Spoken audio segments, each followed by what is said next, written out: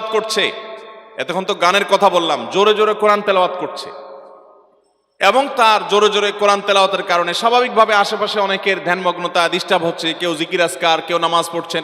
নবী আকরাম সাল্লাল্লাহু আলাইহি সাল্লাম তাকে বললেন, দেখো তুমি যাকে শোনাতে চাচ্ছ এই তিলাওয়াত, তিনি কোনো বধির নন, তিনি আলিমুম বিযাতিস সুদূর, তিনি সবকিছু শুনতে পান, মনের জল্পনাও যিনি জানেন, তাকে শোনাবার জন্য তুমি এত জোর করে পড়ার দরকার নাই।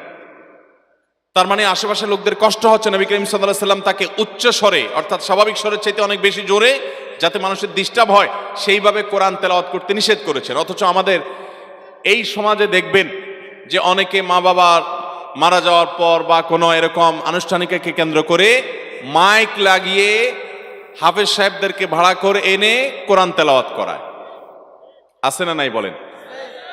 এই কোরআন তেলাওয়াত করানোর কারণে সওয়াব তো হবেই না, বরং গুনাহ হবে।